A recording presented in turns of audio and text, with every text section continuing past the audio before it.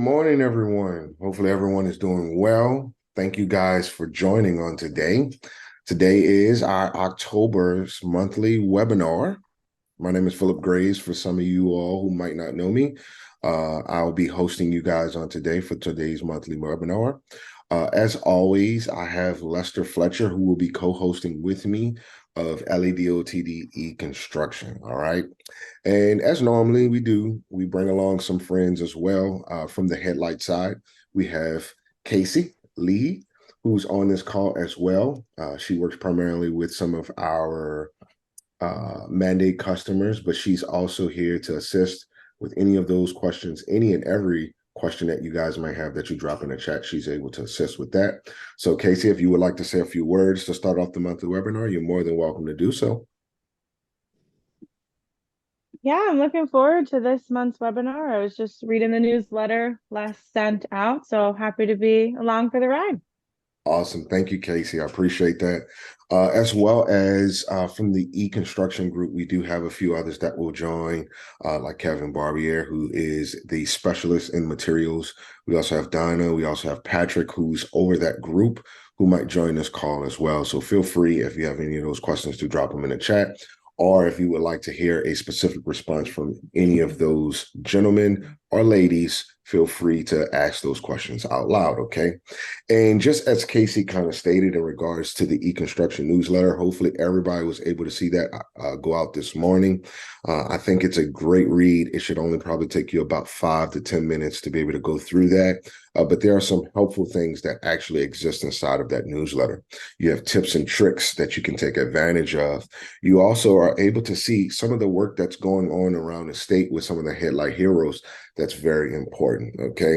As well as some of those questions you might have that exist with either you or your unit in regards to what's going on around the state from an E-Construction perspective. We do have some of those out there as well. And that's also, I like to mention to you guys about the YouTube page. We constantly add content onto that YouTube page, and it's very good for you to browse it periodically because there's some good information that you can see out there, okay? We have specific tasks that we do inside of the software that is available to you guys to get a visual aid in regards to, as well as we've opened up some new doors to some things that in processes that we will include now as far as Q&A sessions. I think this was really started off to give him a pat on the back. Jimmy Heyman, we appreciate you because you always ask those questions before these meetings. So we try to jump into those as quickly as possible, but we also like to notate them. And if there's a part of it where we can do a demonstration, we like to go into those demonstrations to provide that detail. So just want to make sure that you guys are aware of the newsletter. Just don't skip over that email. It's valuable content that actually exists inside of that newsletter, okay?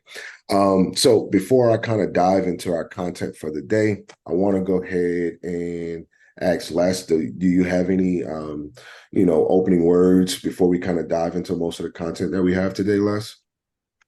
Morning, everybody. Glad to see everybody on here. It looks like we got a pretty good group today. Hopefully some of my counterparts will be joining on here shortly. But yeah, we got a couple of things. Phil and I have been getting some questions about SamplePlan and materials. So we're going to go over a few things dealing with that today. It seems like the main topic that's been going around the state of people trying to figure that part out, which is understandable because it's one of the newest things we're doing. And so, be thinking of questions you have, and as we go through the Q&A session and, Phil and I give some demonstrations on that, just kind of be thinking of some questions that you have with us, some things that you've tried that you may not quite understand how the process works and what you're supposed to be doing there. And we'll try to handle those the best we can. So thanks, Philip.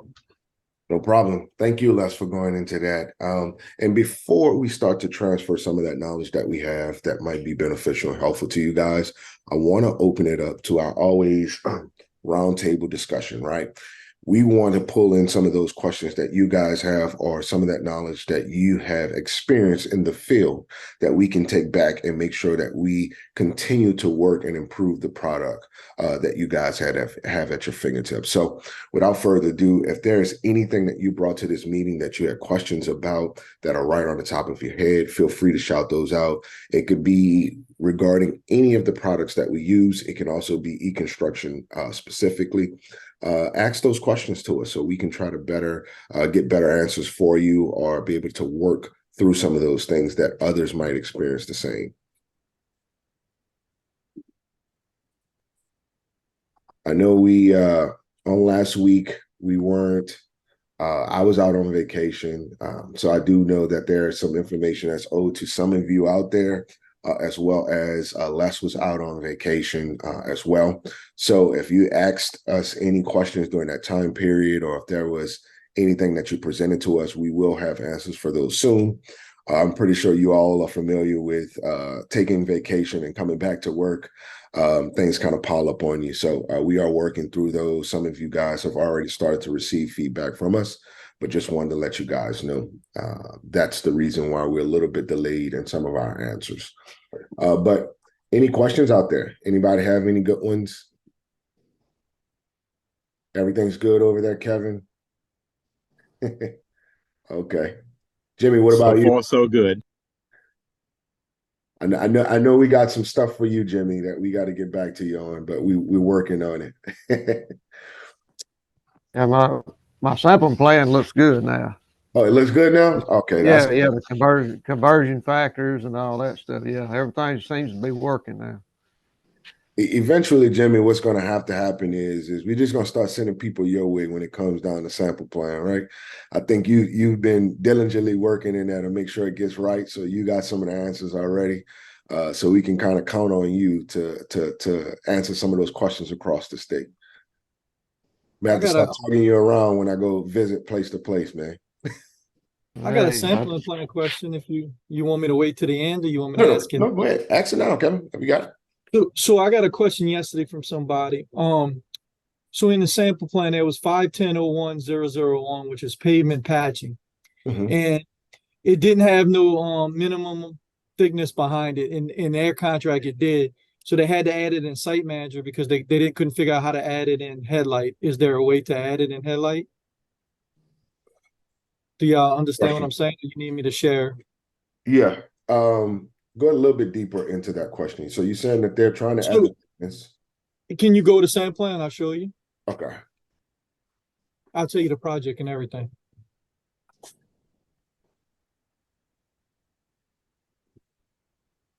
Give me 1 second and I'll be able to share my screen.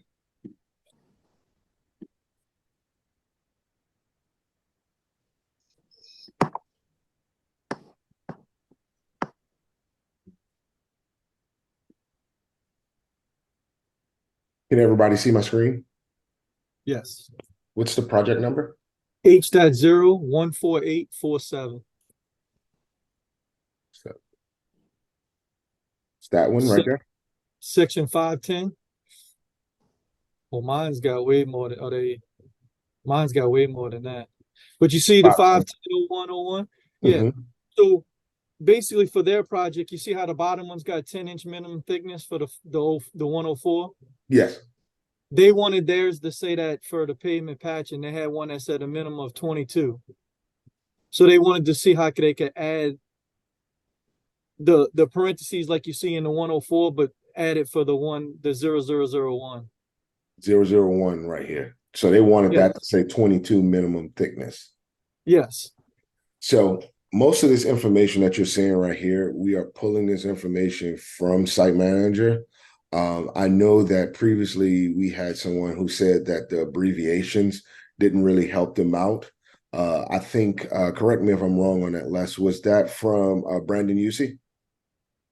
Yeah, I think so. And that is an active ticket right now. So Yes. Headlight is working on, so Site Manager has a much longer name, I guess, and they were shortening it up. Headlight has been shortening that up, I guess to save space or something. And so they are working on a way now to put the whole line item name there, so it's a little easier for us to see which one. 'Cause it's really a problem when you have like, say, 4 pipe items, one with 18-inch and 24-inch, 36-inch.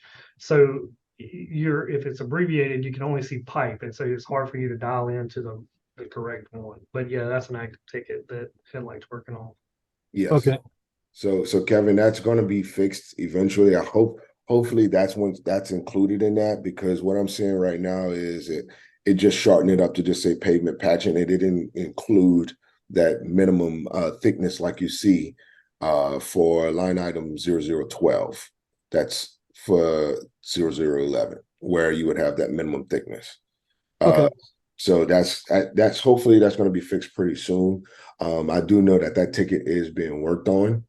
So we should see that coming in the near future, to whereas we can kind of go over that one and make sure that is there. But I'm glad that you brought it to our attention, because we have heard this before in regards to it would be much easier for me to go through my process if I'm able to see the full name of certain pay items and line items.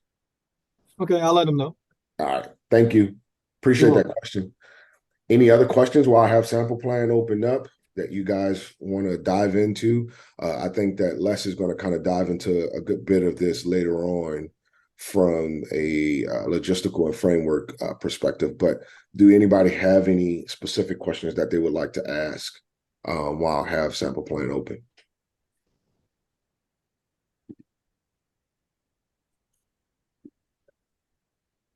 Nobody? Everybody good on SamplePlan? So we should see more of those being built.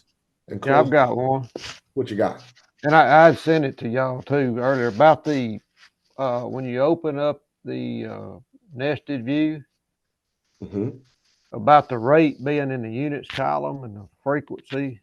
Now, when you go to the checklist, it all looks all right. But if you go to the nested view, the rate's in the unit column, the frequency's in the rate column, and the units in the frequency column. Gotcha. So it's backwards, right? Is what you're saying, Jimmy? Right. So for example, right here where we have, let's see if I can pull up one on this one exactly. Or better yet, Jimmy, give me one of your projects where we can see that. You're on mute, Jimmy. H.00 1881.6.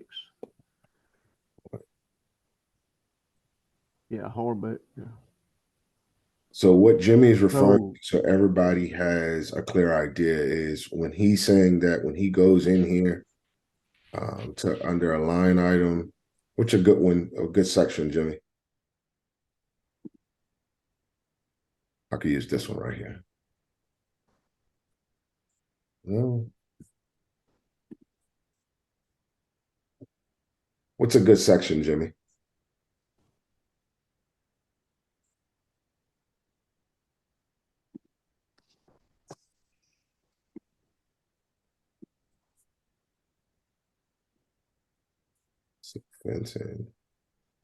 Here we go. Is this a good one?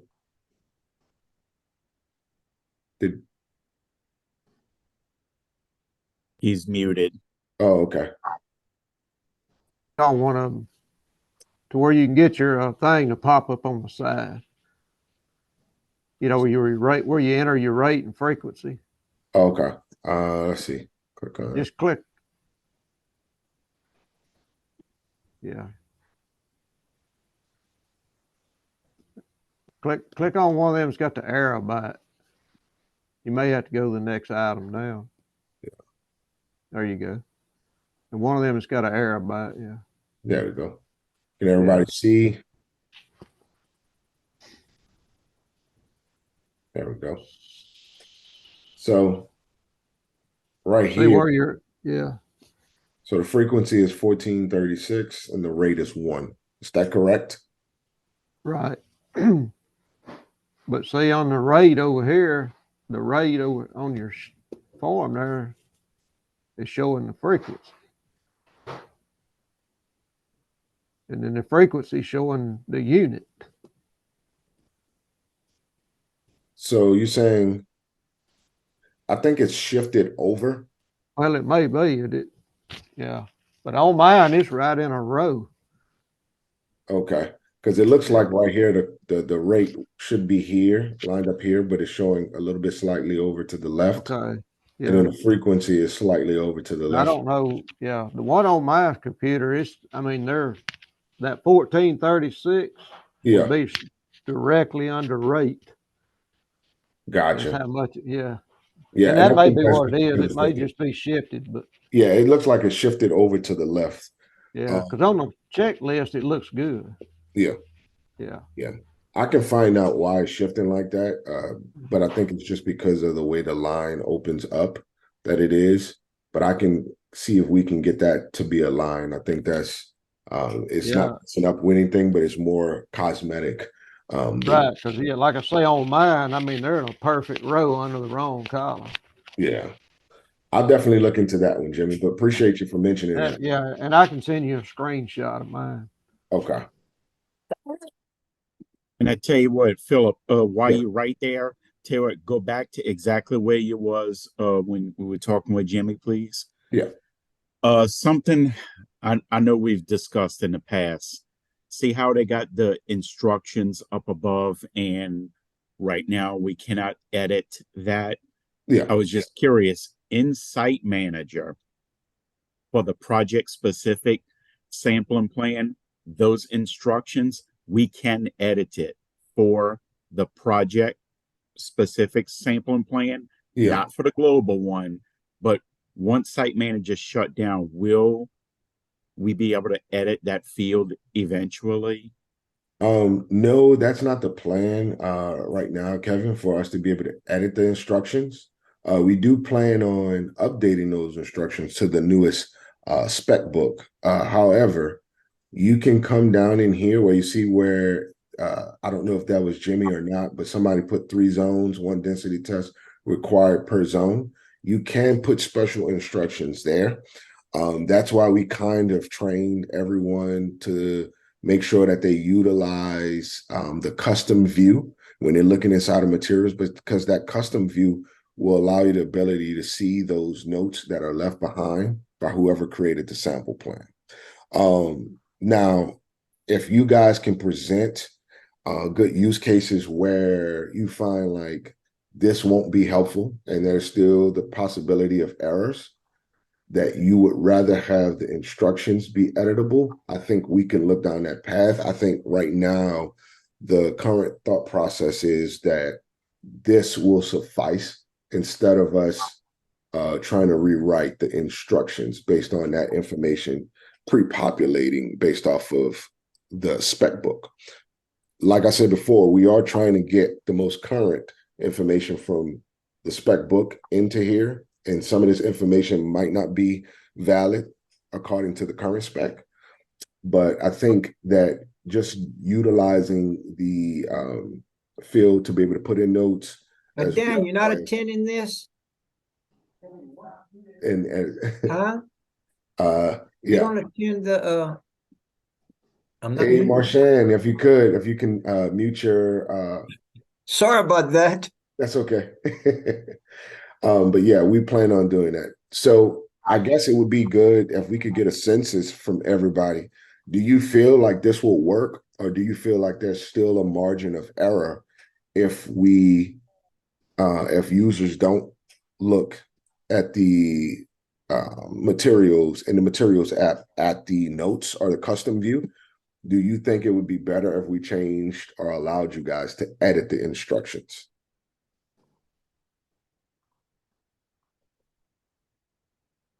To those who write sample plans, this would be, what do you think, Jimmy? I know you are in the sample plan. Do you find? I'd like to add something to this, Phillip. So currently right now, where those instructions are being pulled from would be like the materials lab would be able to edit those globally.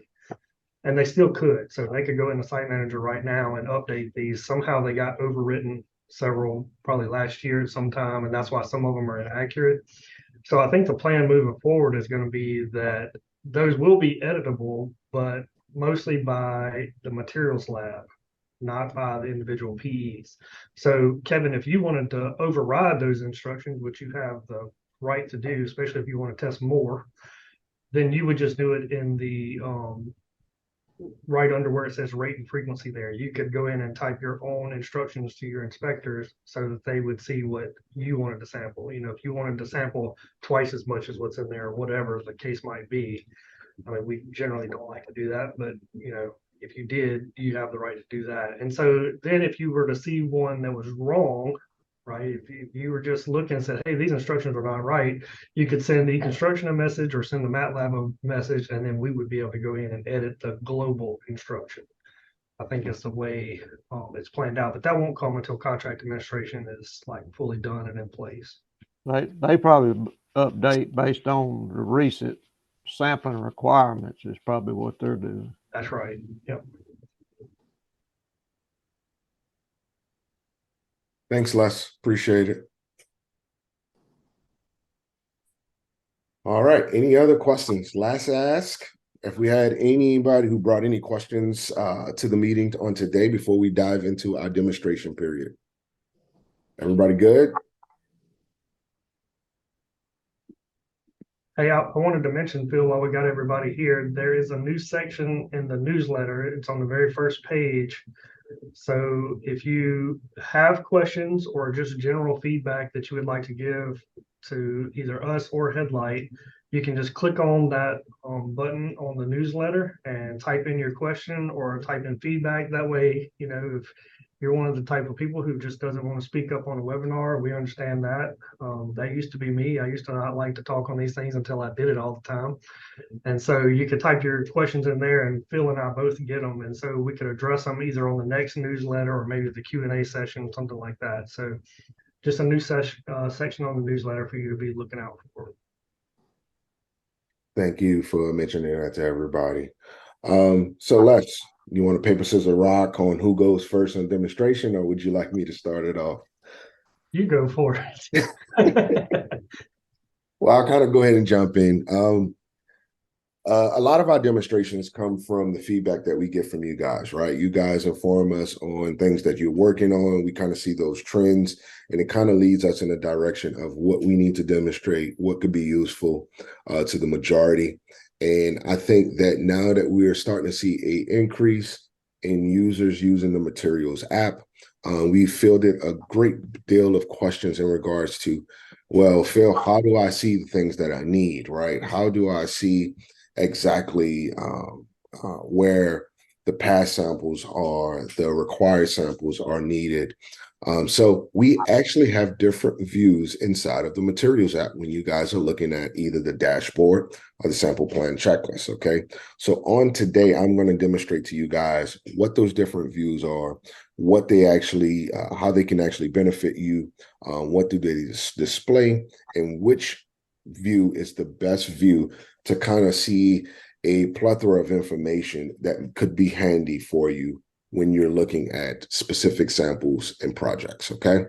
So without further ado, let me go ahead and pull up my screen.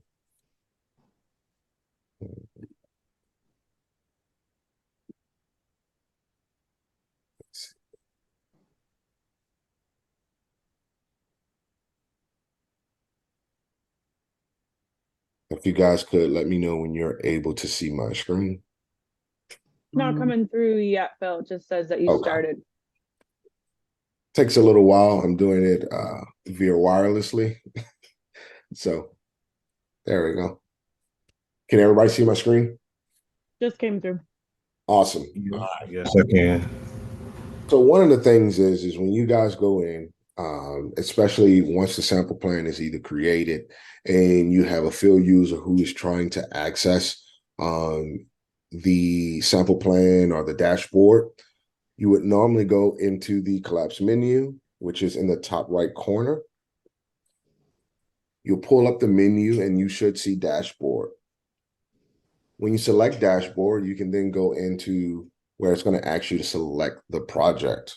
So in this case, I'm going to select a project. And since Jimmy gave us a project earlier that he was working on, I'm going to use that one to actually go in and look at.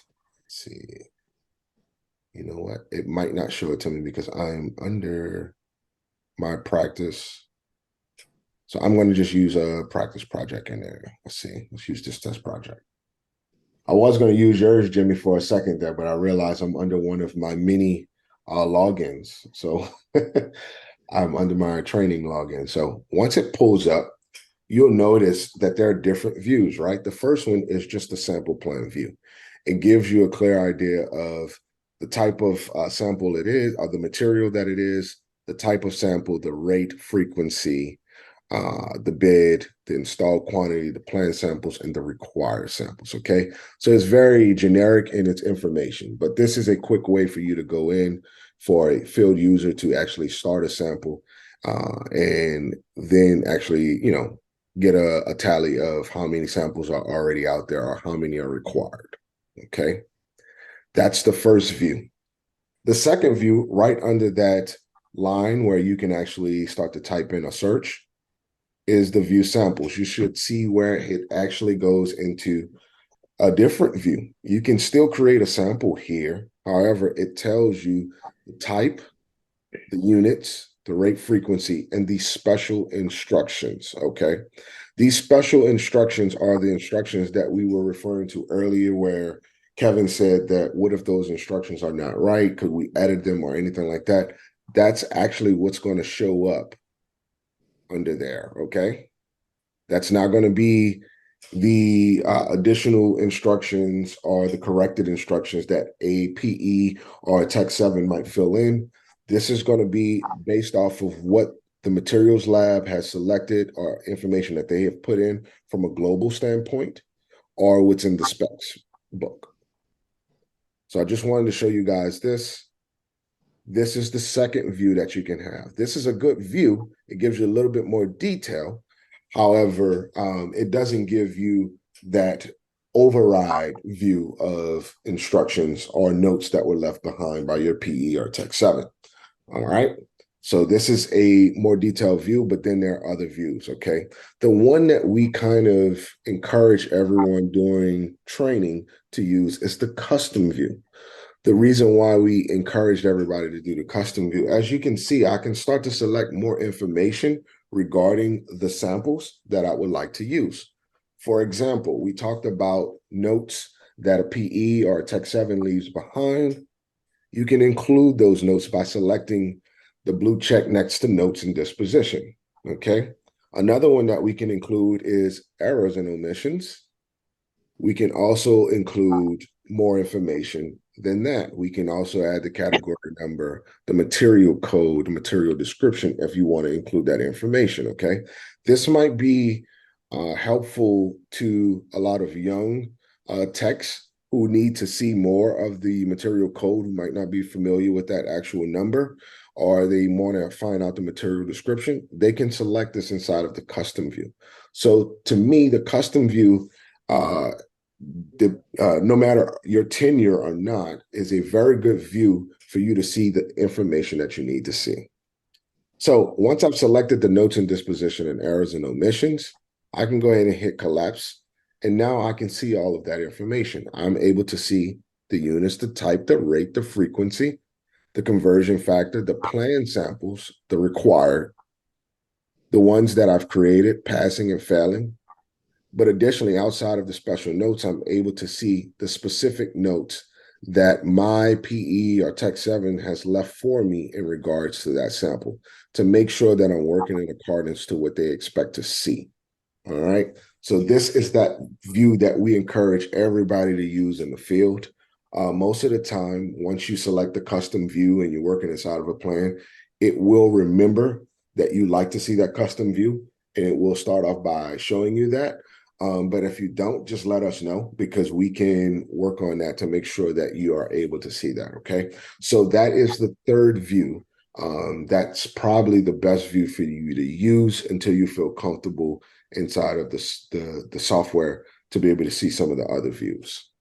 The last view that I'm going to show, okay, this one is very important when it comes down to when you guys are entering your disposition. That's going to be the failing samples view, okay? The reason why this one is so important is because if you look on the failing samples, you're allowed to enter in your disposition, okay? So, for example, we have this one right here. you can come in here and you can edit that disposition and type in whatever information you need to type in, and then you can hit save, and then it's stored, okay? This allows you to take advantage of the one-click ATM process, all right? All of that information would then be stored inside of the ATM, and you don't have to worry about going in towards the end of that project to type it in. It's all available to you. So I'm happy that I was able to show you guys this on today. Hopefully it helps you when you're working inside of the materials app to be able to see those notes, to be able to understand what those views are, as well as how to enter, as well as where to enter your dispositions for your samples, for failing samples. Any questions in regards to these different views? I have one comment. I actually got it from Amber James just a little while ago before we got on the webinar. So they were under the impression that when you entered a disposition in the headlight software here, that it would go to the disposition in Site Manager or LIMS. That is not the case. So one thing we're doing with Headlight now is we are starting to work with them to build software that does not backward sync. And so, as we move towards Headlight being system of record, we don't want to spend the time, and the development hours to get all that stuff syncing backwards. So we're trying to make these things to where they're Headlight only.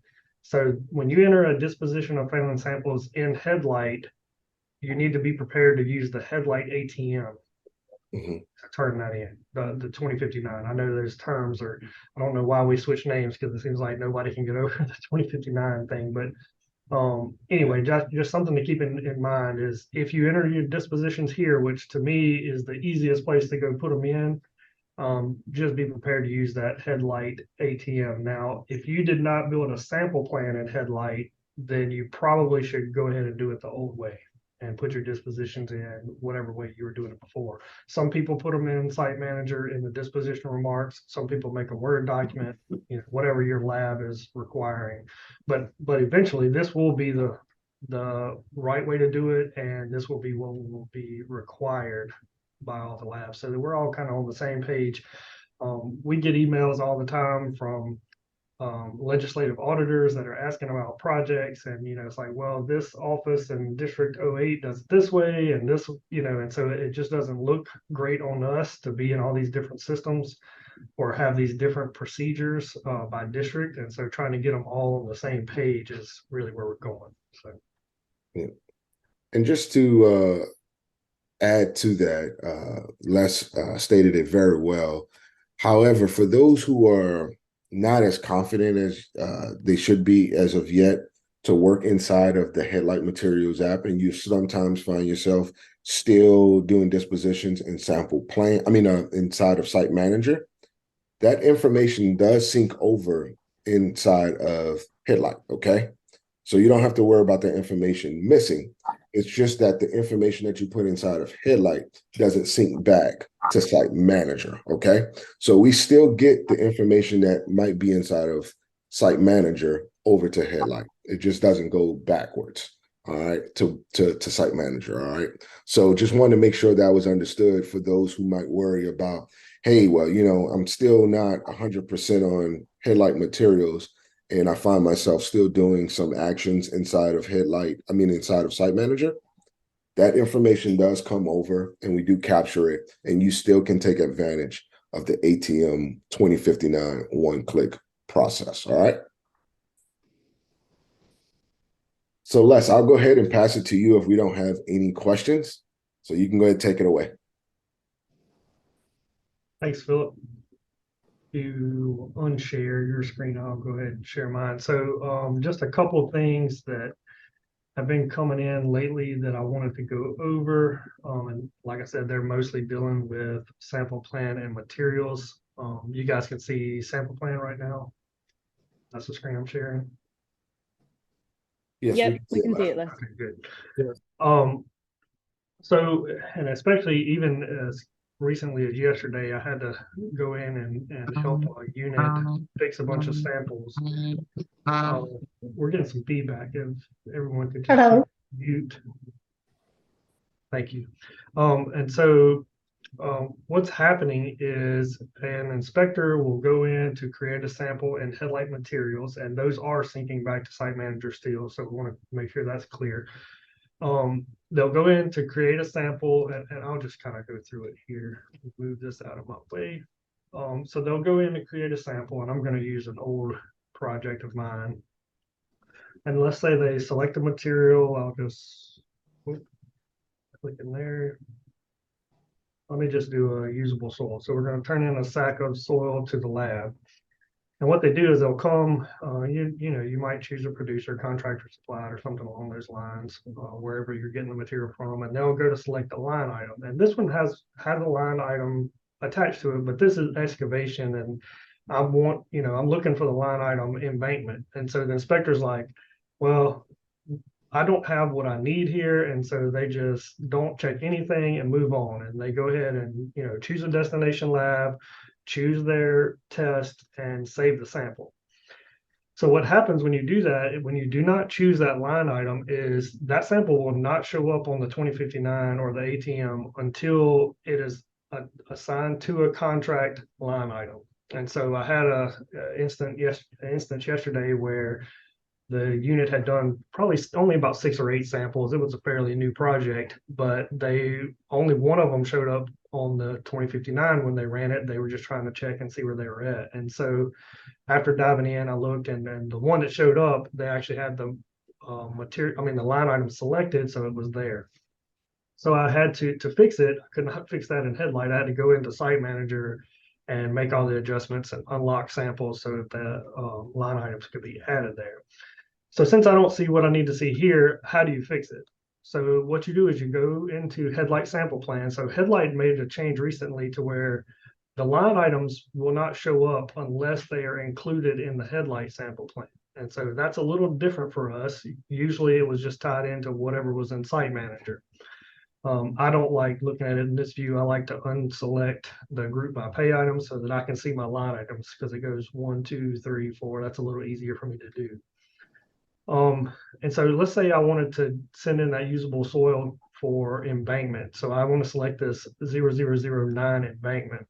Now it has a plastic soil blanket here, but we're trying to send in usable soil. So I would go here and add a material, and I'm going to select usable soil. We'll do a lab usable soil and add that material. Now I've not added any testing requirements to this yet. And it will show up in the sample now when I go to create it for that inspector, but it's good to go ahead, since you created it, go ahead and add a testing requirement. This would be an acceptance test. And this is also a good little refresher on how to add materials and add testing requirements. So I know that this is the wrong instruction. As we were talking about earlier, some of those got overwritten. I know that the correct thing to do is sample 1 per every 1,000 cubic yards. And you can even make a remark here along those lines so that the inspector knows not to use this instruction. But just for this test purpose here, I'm just going to put in 1 per 1,000. So let's refresh it and make sure it catches my changes. And then I can go back into Headlight Materials. And now let's go try to create a sample the same way, using the same material. Oops, sorry, usable soil. We'll select that. And of course, it did not save my, let me see here. So we can get it to refresh and make sure that it saved what I needed. Okay, so I got 2 here. It's been taking a little while, Les. Oh, okay. We'll try to refresh it. Yeah, and I don't know if you all noticed this, but we've been having some network issues at LADOTD. I know here at headquarters, it has been super slow. And even when I was trying to fix some of these samples yesterday, it was taking me a long time. And so hopefully this will show up correctly on the webinar while I'm trying to demonstrate. But like Kevin said, it's been taking a while. Anybody else been experiencing those problems? Yep, same thing down here. Yeah, we've been having some network issues. All right, so let's try this again. Get back to the same project. I'm really surprised we're able to run the Zoom and demonstrate at the same time here, because it has been super slow.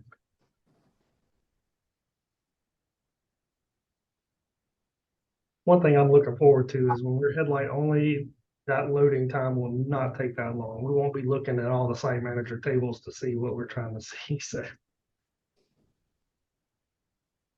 now let's select it and see what we got. So now you can see that I have the 009 embankment line item. So I guess one thing you're gonna have to do is with your office, you're gonna have to have some pretty good communication. If the inspector is in the field and they're ready to create a sample, it is best not to create that sample and send it in if that line item is not there, because it's much more of a pain to fix it in Site Manager. It's much easier to give the office a call and say, hey, can you go add this line item to this material that I'm trying to sample so that it's there before you click done.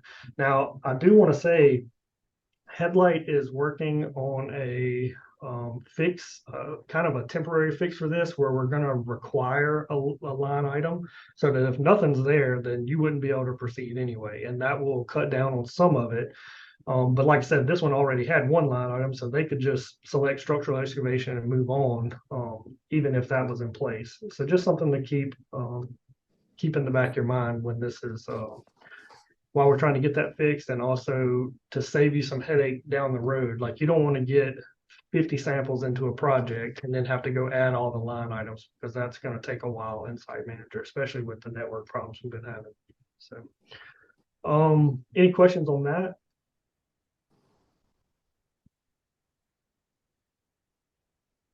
Okay, I don't hear anything. Now, there was one other thing I wanted to show you, and now I'm not going to remember. Oh, okay. So I do remember now. So I have been getting a question lately, like, hey, we don't know what we're supposed to add in a sample plan. So this is just general sample plan information. Like, how do you know what materials to go in here and add to this? So there was a time in the past where I remember Site Manager had both ways. You would start the project with all of the materials and you would just go through and select the ones that you needed. And then there was a time where none of the materials there and you had to go and select the individual materials. And some people like it one way and some people like it the other. It really depends on the person. I'm the kind of person that likes it to be blank and I go add the things I need. Some people like to see those line items there. And so kind of one of the things I've been explaining, and I'm going to go to the sample menu. Actually, let me try to split screen this so we can see both. So one thing I try to explain, so let's take we got a 401 aggregate surface course here. And so if I click on that to add a testing requirement, there are no materials. So I need to know what materials to add to this in order to sample what we need to sample on our sample plan. So I would go to the material sample manual. This is the latest edition. It's on the website. And then this is on the MapLab website, by the way. So I would just select part 4, right? Because this is 401. So that's how I know to select part 4. And you can see here, section 401. So this aggregate surface course. Luckily, this one has only a few testing requirements. You see, we go to 402 down here on this next section. So this is all I have to look for. So when I'm trying to figure out what materials I need to add here, this is where I'm looking, right? Now, you can see there's some lime here, there's some subgrade soil, which doesn't sound correct for aggregate surface course, right? But sometimes, and you really have to get into the spec book as well, sometimes you have to adjust the subgrade. If you have some bad spots, you might have to go in and fix it. And that's why the lime and subgrade soil are here. But, you can just see that there's an aggregates on roadway, thickness and width. That's sampled by the district lab 602. So that's something that's going to need to happen. So you could add something there. But this doesn't really tell me what materials I need. And so I'm going to go back and I'm going to go to the spec book. I should have had this open already. Sorry. So let's go to part 4. So one of the things you can do to kind of find your materials is, if you notice right at the front part of the spec book, under each section, you're going to have some materials that are allowed for that item, right? And so you could come here and basically add some of these stone, sand, clay, gravel. Obviously, that's where the lime comes in if you're doing sand, clay, gravel, which I'm sure not many people are doing that. Reclaimed asphalt is allowed. You can even dig further in the 1000s. So when this refers you here, this would tell you what the testing requirements are in the 1003 section for aggregates.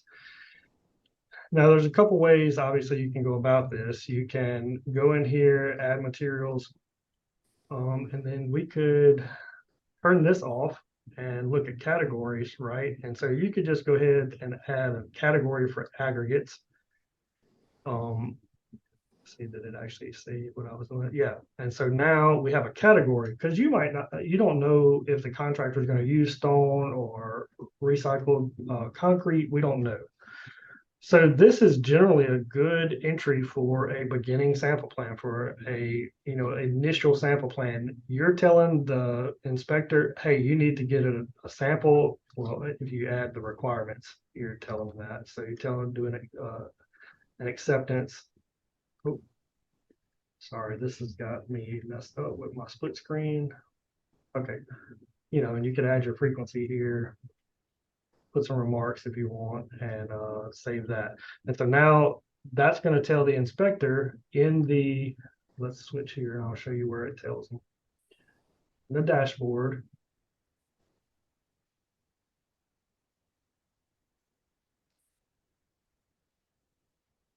Right, it's going to tell them, hey, you need to get a sample here. You can see the only thing that I've added to the sample plan for this project shows up in their dashboard. Now, this makes it super easy for the inspector to sample from. If they go to the dashboard and they, once you have the entire sample plan built out for all of these items, you'll have a big list of sample requirements here. And the inspector can just hit new sample, and when it's a category, then it's going to ask them to select which material, which is not the best thing, right? But sometimes we just don't know. It's much better if you know that material. I tell you what, while that's loading, I'm going to go ahead and add another material here. Let me close this. So we know that stone was one of the things that's allowed according to the spec book, right? And so let's see. And there's a couple different, well, not a couple, there's several different things that are stone, right? And so you have to kind of come through here and judge what's going to work. Now, this says stone 4 surface course, so I know that's the correct material, and we'll go ahead and select that. And so that the inspector would have to know to do the same thing here. If the contractor showed up with stone to put on the aggregate surface course, they would have to know to go here in here and search for that material code that we just added. But let's back out of this and refresh, since we're getting, I might have to refresh this first, since we're adding some. Oh, I don't know, did I add I don't think I added a requirement for that. We go add a requirement here. Oh, sorry, this one. Add a sample type, acceptance. We're going to save that. And I know it's 1 per 1,000, but this is just a demonstration. So now we have that saved. Let's refresh again.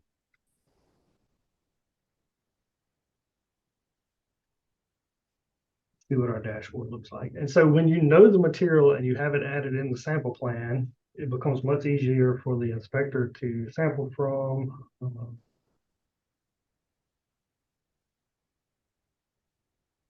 All right, so now we have 2 things. So now they know, for this, and honestly, it would look better if we went to the custom view, but just for now, we know this chooses the material code for them, so they know this is 4 surface course in the custom view, but show them the line item. So it's very easy for them to figure that out.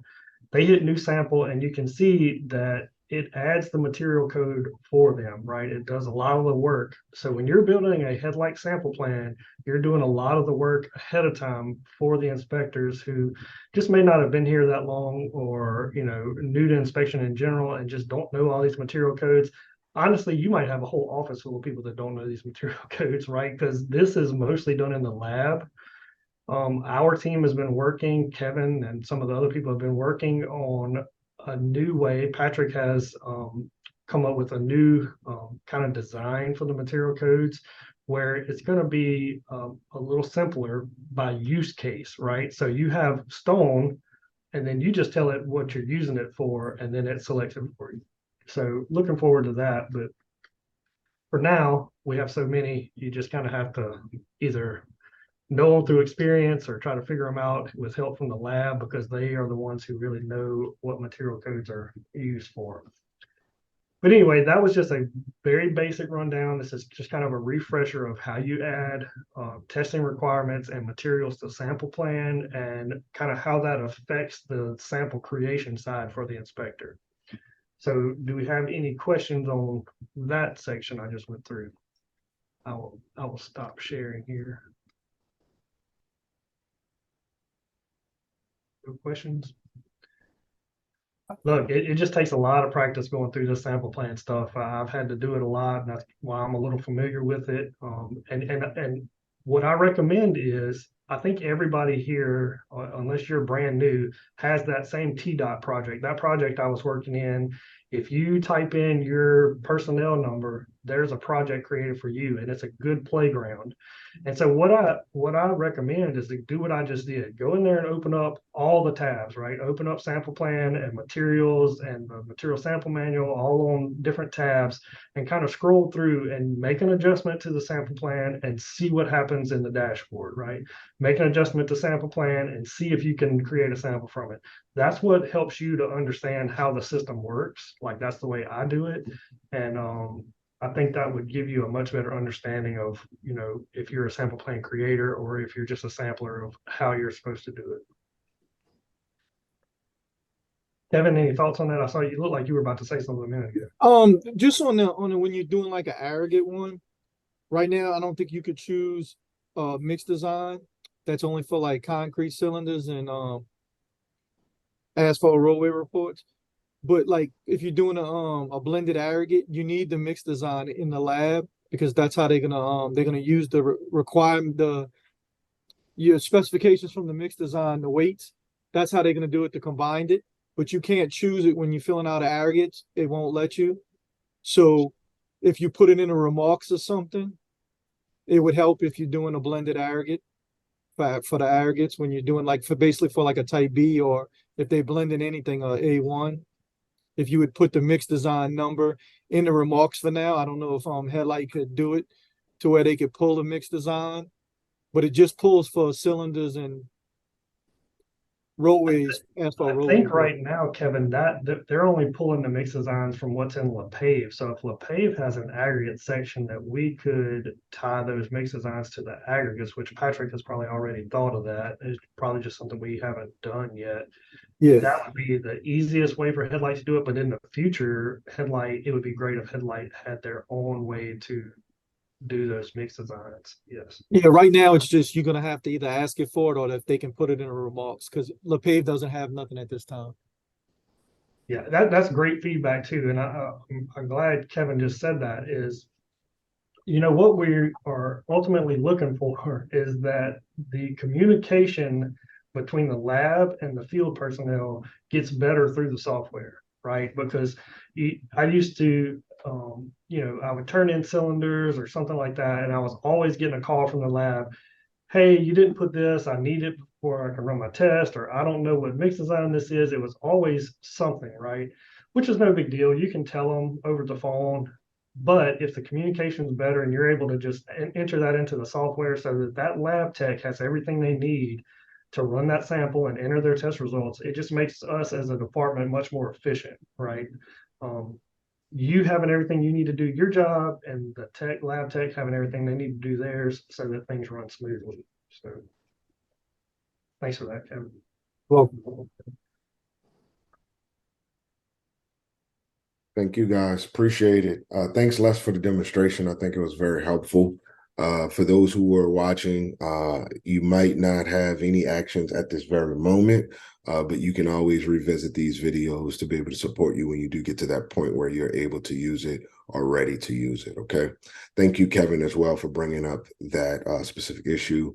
I think something that we should look down the line for as far as like trying to figure out a way to include mixed designs inside of the software. I'll take that back to the team and see, we can kind of drum up some ideas or innovation around that, so that way we can solve for mixed designs inside of the software as you guys go into a one-stop shop solution with Headlight. Okay. So I appreciate that. I think there were some good things that came out today. Hopefully everybody felt the same way in regards to some of the demonstrations that we passed on. Just want to keep you guys in mind that we have backdated all of our meetings this month, okay, where the QA session is now going to be in the last week of the month. Okay, try to get everybody to join on to that call. We also have the micro-learning session that will go on. I will show you guys how to offload and onload projects specifically inside of the software, as well as I might throw in a bonus for this month's micro-learning session as well. Okay, so stay tuned. I'll show you guys how to be able to use the print QR code and how to change the data to print QR code inside of the materials app. So I might give you guys both a double whammy for the micro learning session. So make sure that you are in attendance, as well as try to get everybody in your units in attendance. Okay, I know that we have a lot of project engineers, Tech 7s who are on this call today. Try to make sure that you get those guys to join as well. This call will be on a Thursday afternoon. And it does contain some things that could help them. So make sure that you guys push for that. As always, feedback is very important to us. As Les mentioned earlier, we do have a new process when it comes down to asking some of those questions in advance. That way that we can kind of go through them together on one of our calls, so everybody gets visibility and can hear some of those questions and possibly get some answers that they might need themselves. So make sure that you guys utilize that document to drop in some questions. A lot of those questions me, Les, and eConstruction will probably answer throughout the week. But if there are very, very good questions that we think that it could benefit a lot, we will mention them on these calls. And that's what we hope for out of that document. Okay, so just take a second or something like that. Another cool way is that you can actually store this document on your device, on your iPad, to whereas when those questions come up, you can quickly jot those in there. And when we get visibility to them, we can go ahead and transfer those over if they need a little extra support, or if we need to create a ticket, or we need to create a support video in regards to your question. Okay, so feel free to drop those in there. I'll go ahead and pass it over to eConstruction if they would like to have any last minute words. I know we have 3 minutes left of your time, so I'll go ahead and pass it over. Les, Kevin, is Patrick on, or anybody else on? You are free to go ahead and have any closing words for us. I do have one thing. I just kind of looked through the people that are on the call, and I noticed we have some lab engineers on here. I see Barry Moore was on here, and some other lab leadership. And it kind of came up over the past couple of days. I want to let you guys know there are a few projects that are starting to wrap up that were headlight only, right? So where they did SamplePlan, especially District 61, you can start looking for this. That they did the SamplePlan and all the sampling and filled out forms, the headlight forms for testing in headlight. You maybe over the next couple months might start to see some of those 2059 ATMs come in that are from headlight. So if you do, that is allowed. We are allowing PEs to do that if they have done everything in headlight, because we want to start testing that process and see what needs to be done, any adjustments that need to be made. So if your lab gets one, it probably won't be a piece of paper because this is eConstruction, and it'll likely just be the field unit calling you and saying, hey, this 2059 is ready if you want to go take a look at it. So don't freak out. Give me a call. If you get one of those, me, Phillip, Kevin will likely end up at your lab going through it with you. Sorry, I'm volunteering you guys for stuff again, but those first couple, we're probably going to have to do that. At least one of us will be there. So Like I said, if you get one of those and you're like, I don't know what to do with this, we understand. We don't really know exactly what to do with it yet because we've not gone through it either. So we try to plan the best we can. Sometimes that doesn't work out. So if you get a 2059 headlight ATM, let us know. Thank you, Les. I appreciate that. Well, without further ado, I think we have 1 minute left. As always, I appreciate you guys for carving out the time to be able to join us for this call. I appreciate you guys for taking the commitment to be able to be on these calls to further learn what we have going down the pipeline. It's a huge honor to have you guys on the call, and we thank you. And hopefully you guys have a wonderful rest of your day. Thank you as always. Take care. Thanks, everyone. Bye. Thanks.